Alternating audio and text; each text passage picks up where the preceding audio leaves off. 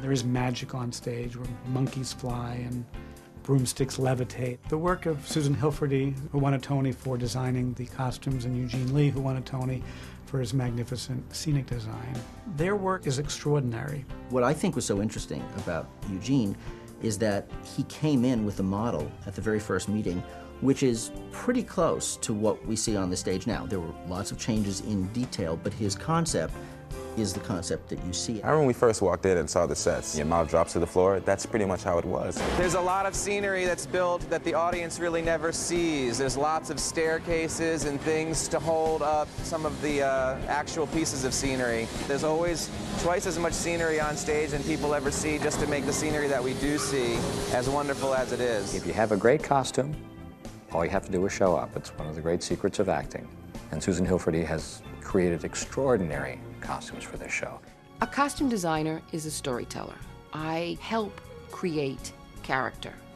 Everything I do has to be done in relationship to an actor. It's kind of like weaving. I've established the broad fabric about its kind of colors, where I want it to go, ultimately what my vision of the story is. And then each of the actors become a thread in this piece of fabric.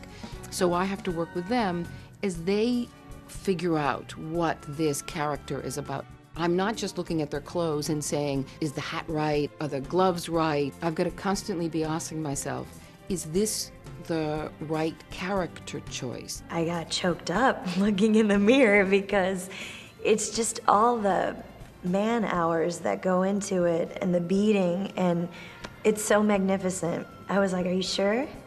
I get to wear this? We needed to create sort of this fantasy world with the makeup and with the hair and everything. I took basically the sketches that Susan had done, and I looked at the picture of the person that was playing the role, and then sort of sat there and just created a look that would work for them, but that was a little kind of funky and not so much just like a regular theatrical makeup. Wicked is a challenge wig-wise because everything is so individual. We still sit and make the wig like they did in the 18th century. And you're maybe using 2 or 3 hairs at a time. There are over 90 wigs in the show, and one of the men, I think he has 6 wig changes, and so even the men have wigs. Like my wig? When I first got involved with the show, I didn't know where the choreography fit in because it was so unusual. I thought that this had to go more into the modern dance form instead of Broadway theatrical dance. So it was really like taking each character into consideration and finding some sort of quirky style.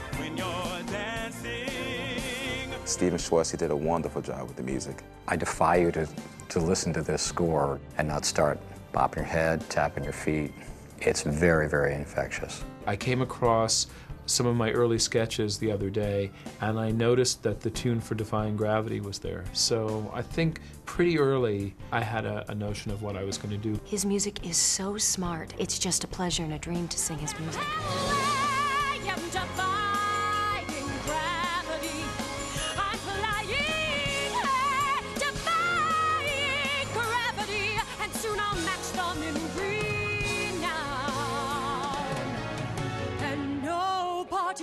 In all of Oz, no wizard that there is or was ever gonna